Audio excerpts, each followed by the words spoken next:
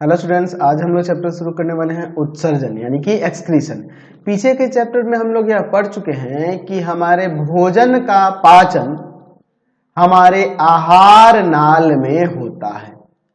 आहार नाल की छोटी आंत के द्वारा पचे हुए भोजन का अवशोषण किस रूप में होता है जी? तो ग्लूकोस वसा अम्लों,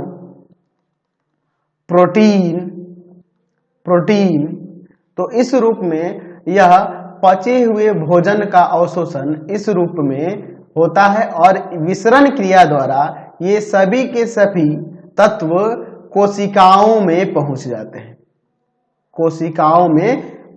हैं और फिर कोशिकाओं में इनका ऑक्सीकरण होता है और ऑक्सीकरण के फलस्वरूप हमें ऊर्जा प्राप्त होती है एटीपी के रूप में। साथ ही साथ ऊर्जा के साथ साथ यहाँ पे जल का भी निर्माण होता है और कार्बन डाइऑक्साइड गैस का भी निर्माण होता है। तो हम लोग जानते हैं कि कार्बन डाइऑक्साइड को हम लोग क्या करते हैं, श्वसन क्रिया के द्वारा फिर बाहर निकाल देते हैं। जल को भी हम लोग पसीने के द्वारा या फिर उसका संचय भी हमारे अंदर होता है और मूत्र के रूप में हमारे शरीर से बाहर निकलता है। तो एक्चुअल में ये जो है ये हमारे शरीर के लिए अनुपयोगी है। यहाँ ये जो जल जो बन रहा है, कार्बन डाइऑक्साइड जो बन रहा है, ये हमारे शरीर के लिए अनुपयोगी है। हम लोग यह भी देखते हैं कि भोजन का जब पाचन होता है आहार नाल में जब भोजन का पाचन होता है और जो अपचा भोजन होता है, अपचा भोजन जो होता है उस अपचा हुआ भोजन भी हमारे शरीर के लिए हानिकारक है। तो ये छोटी आंत से बड़ी आंत में आ जाता है और फिर ये हमारे शरीर से बाहर निकलता है अपचा भोजन मल के रूप में। हमारे शरीर से हम लोग डेली मल त्याग करते हैं ना जी। तो जो ये आप मल देख रहे हैं, यहाँ जल कार्बन डाइऑक्साइड जो देख रहे हैं, ये हमारे शरीर के लिए अनुपयोगी है। ठीक है, एक्चुअल में ये बहुत ही ज्यादा हानिकारक भी है। ये हमारे शरीर के लिए हानिकारक हैं। ठीक है, तो हम लोग यहाँ पे ऐसे कह सकते हैं कि शरीर में जितनी भी उपापचयी क्रियाएं होती हैं उसके फलस्वरूप कुछ ऐसे अपशिष्ट पदार्थ, अपशिष्ट मतलब वेस्ट प्रोडक्ट, जिनका हमारे शरीर में कोई उपयोग नहीं है, वो हमारे शरीर के लिए हानिकारक है, वो विषाक्त हैं। आप ये भी कह सकते हैं कि वो हमारे लिए विषाक्त हैं, जहर जैसा काम करेंगे। ठीक है, तो ये जो भी आप हानिकारक या विषाक्त पदार्थ देख रहे हैं जिनका निर्माण हमारे शरीर में जितनी भी उपापचयी क्रियाएं होती हैं उसके फलस्वरूप उत्पन्न होता है, तो ये हानिकारक विषाक्त अपशिष्ट पदार्थ जो हैं, यही सभी पदार्थ उत्सर्जी पदार्थ कहलाते हैं। क्या कहलाते हैं? उत्सर्जी पदार्थ जो हमारे लिए हानिकारक है। उत्सर्जी देखिए, आप इसी से देखिए, उत्सर्जी इसी से उत्सर्जन बना है। एक्चुअल में एक्सक्रीशन का मतलब ही होता है मल त्याग करना। एक्सक्रीशन को अंग्रेजी में कहेंगे मल त्याग, अंग्रेजी में उसका अगर मीनिंग देखा जाए तो उसका मतलब है मल त्याग करना। तो ये जितने भी उत्सर्जी पदार्थ का निर्माण हो रहा है, ये सभी के सभी उत्सर्जी पदार्थों को हमारे शरीर से निष्कासन करना, उसको बाहर निकाल देना। अब जरूरी नहीं कि सिर्फ मनुष्य की ही बात हो रही है, यहाँ पे हम लोग कोई भी जंतु ले सकते हैं, पेड़ पौधे के बारे में भी कह सकते हैं। पेड़ पौधे के अंदर भी तो जो उत्सर्जी पदार्थ बनेंगे ना, अब वो कौन से उत्सर्जी पदार्थ बनेंगे इसके बारे में भी हम लोग इसी चैप्टर में चर्चा करने वाले हैं। वैसे वो भी तो भोजन ग्रहण करते हैं, उनके अंदर भी तो उत्सर्जी पदार्थ बनेंगे। तो जो भी उत्सर्जी हानिकारक कहिए विषाक्त पदार्थ के ये जो बनते हैं, इनको शरीर से उनके बाहर निकाल देना, जीवों के शरीर से उसे बाहर कर देना, उसका निष्कासन कर देना ही उत्सर्जन कहलाता है। ठीक है, अच्छा, हम लोग यहाँ पे इसको परिभाषित भी कर सकते हैं। चलिए पहले मैं इसे परिभाषित कर देता हूँ, फिर हम लोग आगे बात करेंगे। तो क्या होता है उत्सर्जन? तो हम लोग यहाँ पे परिभाषित कर सकते हैं कि जीवों के शरीर से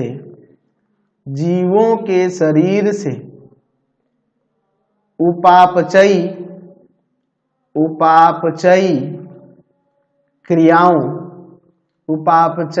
क्रियाओं के फलस्वरूप क्रियाओं के फलस्वरूप उत्पन्न अपशिष्ट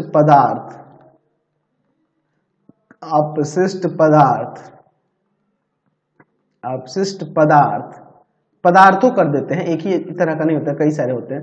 अपशिष्ट पदार्थ का निष्कासन, अपशिष्ट पदार्थों का निष्कासन उत्सर्जन कहलाता है, एक्सक्रीशन कहलाता है। उत्सर्जन कहलाता है, एक्सक्रीशन कहलाता है। अच्छा, अब लगे हाथ हम लोग उत्सर्जी पदार्थ को भी परिभाषित कर देते हैं। उत्सर्जी पदार्थ क्या कहलाते हैं? उत्सर्जी पदार्थ क्या होते हैं? उत्सर्जी पदार्थ क्या होते हैं? तो इसे हम लोग यहाँ पे परिभाषित कर सकते हैं कि जैविक क्रियाओं के फलस्वरूप या उपापचयी क्रियाओं के फलस्वरूप, ऐसे लिख देते हैं, उपापचयी क्रियाओं के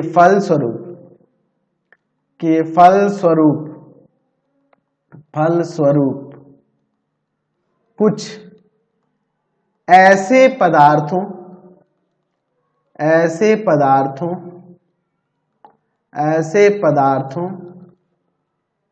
का निर्माण होता है जो शरीर के लिए अनावश्यक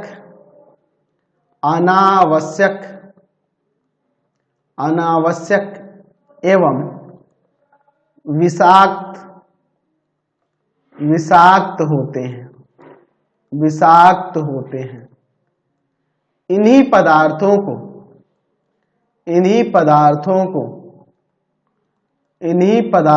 को उत्सर्जी पदार्थ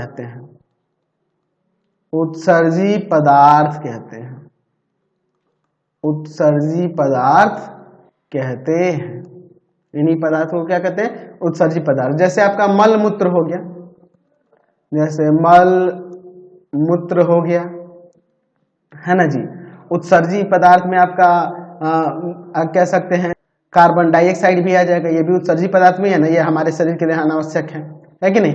तो ये सभी उत्सर्जी पदार्थ होंगे। चलिए अब एक और छोटा सा टॉपिक, जल संतुलन की बात करते हैं। जल का संतुलन हमारे शरीर के लिए बहुत ही ज्यादा आवश्यक है। देखिए एक्चुअल में होता क्या है कि जितनी भी जैव रासायनिक क्रियाएं होती हैं शरीर में, जितनी भी जैव रासायनिक क्रियाएं होती हैं, जैव रासायनिक क्रियाएं जो होती हैं, ये सभी की सभी जैव रासायनिक क्रियाएं जलीय माध्यम में ही होती हैं। किस माध्यम होती हैं? जलीय माध्यम में ही होती हैं। तो जब जलीय माध्यम में ये सभी की सभी रासायनिक क्रियाएं होंगी तो इसके कारण क्या होगा कि जल का जो क्वांटिटी है शरीर में, जल का जो कह सकते हैं कि जल की जो अंश स्थिति होनी चाहिए वह घटता है बढ़ता है, यानी कि उसी के अनुरूप ये घटता बढ़ता है। तो इसके लिए इसको संतुलन इसमें बनाए रखना आवश्यक है ताकि सभी जैव क्रियाएं सुचारू रूप से हो सके। सभी जितनी भी उपापचयी क्रियाएं हैं, वो जैव रासायनिक क्रियाएं हैं, वो सभी की सभी सही तरीके से हो सके, इसके लिए जल का संतुलन बनाए रखना जरूरी है। तो जल संतुलन क्या है कि शरीर में जल की मात्रा का संतुलन जिस क्रिया के द्वारा होता है उसी को हम लोग क्या कहते हैं? जल संतुलन कहते हैं, है ना जी। तो इसको हम लोग परिभाषित कर देते हैं यहाँ पे। तो चलिए मैं यहाँ पे हेडिंग दे देता हूँ, जल संतुलन। जल संतुलन क्या होता है? जल संतुलन यानी कि इसको अंग्रेजी में कहते हैं ओस्मो रेगुलेशन। Osmo regulation. तो हम लोग इसे ऐसे परिभाषित कर सकते हैं कि शरीर में जल की मात्रा का संतुलन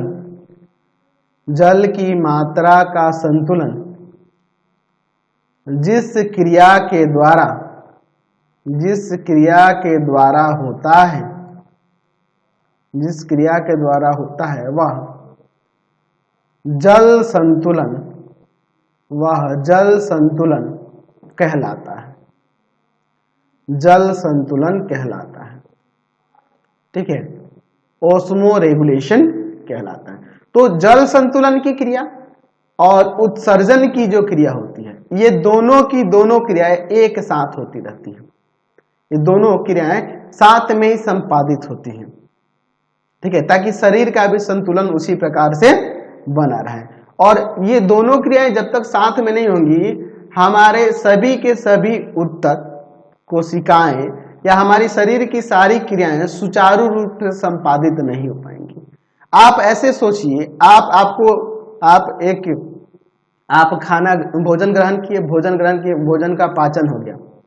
यानी मैं आपको आम भाषा में समझाता हूं, आप खाना खाए, अगले दिन आपको वॉशरूम लगा, आपको लैट्रिन लगा, अगर आपको कहा जाए कि आप 5-6 घंटे नहीं जाओ या आज मत जाओ, कल जाना, आज जाने की जरूरत नहीं है, आपको मल मूत्र त्याग करने के लिए मना किया जाए कि ना तो आपको टॉयलेट जाना है और ना ही आपको लैट्रिन जाना है, तो आप क्या करोगे?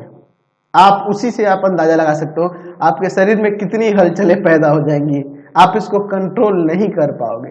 तो इसको निकालना जरूरी है, क्योंकि ये हमारे शरीर के लिए विषाक्त हैं, ये हानिकारक हैं, तो इसीलिए इसको त्यागना हमें जरूरी होता है। अगर आप मूत्र का त्याग नहीं करते हैं, आप सोचिए, आपको यूरिन त्याग करना है, मूत्र त्याग करना है, आप मूत्र त्याग नहीं कर रहे हैं, तो एक्चुअल में क्या होगा कि जब आप मूत्र त्याग नहीं करेंगे तो फिर से लंबे समय तक आप नहीं करेंगे, तो फिर से उसी मूत्र का उपयोग फिर से फिल्टर में हो, हमारे शरीर के अंदर फिर से जो किडनी है वो किडनी फिर उसका उपयोग करेगी और फिर से फिल्टर का काम करने लगेगी, फिर से उसका फिल्टर करेगी।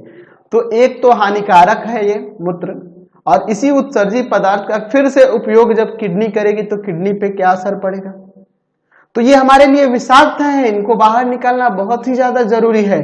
तो इसीलिए हम लोग ध्यान रखेंगे कि जो भी उत्सर्जी पदार्थ होते हैं, जो भी हमारे लिए हमारे शरीर में बनने वाले उत्सर्जी पदार्थ हैं, उनको शरीर से बाहर निकालना जरूरी है, और साथ ही साथ शरीर में जल का भी संतुलन रखना जरूरी है, तभी सारी जैव रासायनिक क्रियाएं संपादित सही तरीके से हो पाएंगी। समझ गए? क्लियर हो गया ये कंसेप्ट? चलिए हम लोग देखिए उत्सर्जी पदार्थ क्या होते हैं? जो हमारे शरीर के लिए हानिकारक, अनावश्यक जो होते हैं वो। हम लोग उत्सर्जी पदार्थ में अगर हम लोग बात करें, सबसे पहले कार्बन डाइऑक्साइड की, तो कार्बन डाइऑक्साइड का निर्माण कैसे होता है?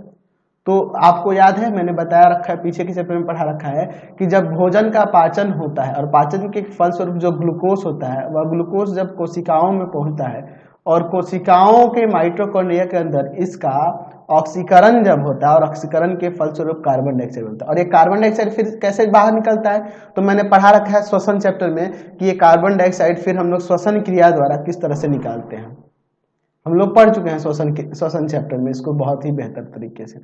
ठीक है, कार्बन डाइऑक्साइड कैसे निकलता है हमारे शरीर से श्वसन क्रिया द्वारा, कैसे ये बाहर आता है, किस तरह से एक्चुअल में विसरण क्रिया द्वारा पूर्ण होता है, फिर कैसे ये आता है शरीर से बाहर, इसके बारे में हम लोग पीछे के चैप्टर में पढ़ चुके हैं श्वसन चैप्टर में। वहां मैंने बता रखा है ना जी, कोशिकाओं से फिर जो हमारा रक्त पहुंचता है, और रक्त के अंदर जो हीमोग्लोबिन है वो कार्बन डाइऑक्साइड के साथ क्रिया करके है ना जी, क्या बनाता है? कार्बो ऑक्सी हीमोग्लोबिन बनाता है, और वह फिर रक्त परिसंचरण के द्वारा फिर वापस आ जाता है फेफड़े, और फेफड़े से ये शरीर से बाहर निकल जाता है। कैसे क्रिया होती है ये हम लोग पढ़ चुके हैं। अच्छा, उत्सर्जी पदार्थ में अगर हम लोग बात करें तो जो हमारा प्रोटीन है, प्रोटीन तथा एमिनो अम्ल जो तत्व हैं, ये दोनों, इन दोनों के विखंडन के फलस्वरूप हमें उत्सर्जी पदार्थ में क्या मिलता है? तो नाइट्रोजनी पदार्थ मिलते हैं, जैसे अमोनिया का निर्माण होता है, यूरिया का निर्माण होता है, यूरिक अम्ल का निर्माण होता है। तो इन सभी उत्सर्जी पदार्थ का निर्माण होता है इन सब के विखंडन से, प्रोटीन और एमिनो अम्लों के विखंडन से अमोनिया, यूरिया, यूरिक अम्ल का निर्माण होता है। तो जो जलीय जंतु होते हैं उनसे अमोनिया तो ऐसे ही जल में, उनके शरीर से जल में तुरंत ही चला जाता है, निष्कासित हो जाता है। लेकिन जो स्तरीय जंतु होते हैं उनके अंदर अमोनिया जो है शीघ्रता अति शीघ्र यानी कि जल्दी ही किसमें कन्वर्ट हो जाता है, यूरिया में कन्वर्ट होता है। और ये यूरिया अमोनिया जैसा विषैला नहीं है, उतना विषैला नहीं यौगिक है। और फिर इस यूरिया का हम लोग देखते हैं ना, मूत्र के माध्यम से इसको हम लोग शरीर से बाहर निकाल देते हैं। ठीक है, तो चलिए अब हम लोग थोड़ा सा इसके बारे में लिख लेते हैं और फिर आगे बढ़ेंगे। तो हम लोग यहाँ उत्सर्जी पदार्थ में अगर बात करें कार्बन डाइऑक्साइड की, तो यहाँ पे हम लोग बात करेंगे तो ये आपका यहाँ लिख सकते हैं इसके बारे में थोड़ा सा कि जंतुओं के शरीर में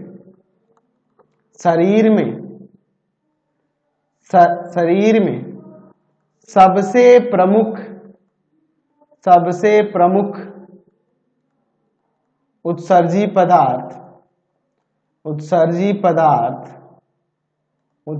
पदार्थ कार्बन डाइऑक्साइड है, जो कार्बनिक अणुओं यानी कि जैसे ग्लूकोज था, अणुओं के विखंडन से उत्पन्न होता है, जिसका निष्कासन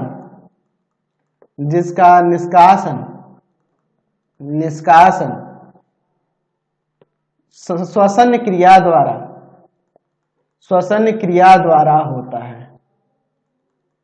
अब कैसे होता है इसके बारे में हम लोग डिटेल में नहीं जाएंगे, श्वसन चैप्टर में हम लोग पढ़ चुके हैं। अच्छा, अगर हम लोग दूसरे प्रकार के अगर हम लोग बात करें अपशिष्ट पदार्थ की, उत्सर्जी पदार्थ की, तो जैसे अमोनिया हुआ,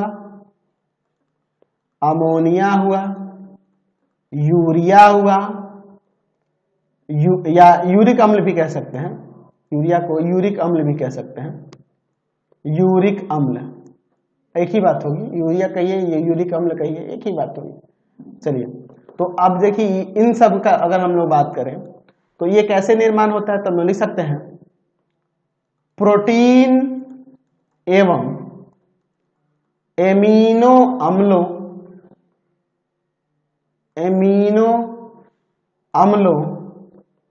अम्लों के विखंडन से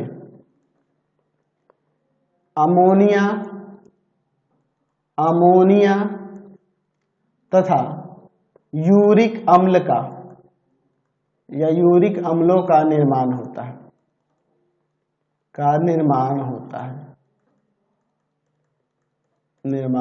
है, और इसका निष्कासन भी हम लोग कर देते हैं शरीर से। अब कैसे होता है इसका निष्कासन, इसके बारे में डिटेल में आगे हमें इसी चैप्टर में पढ़ना है।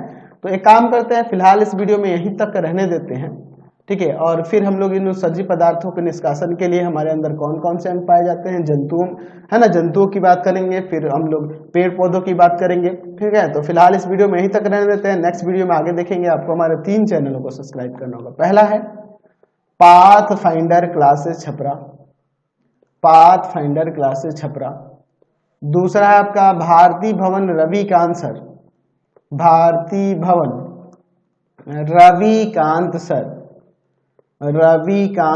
और तीसरा चैनल है रविकांत सर के नाम से।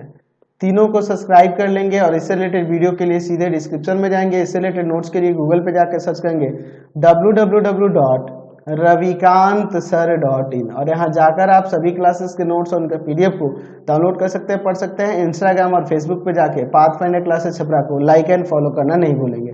Thanks for watching the video. Comment करके जरूर बताया करें कि हमारे चैनल्स के वीडियो आप सभी को कैसे लगते हैं।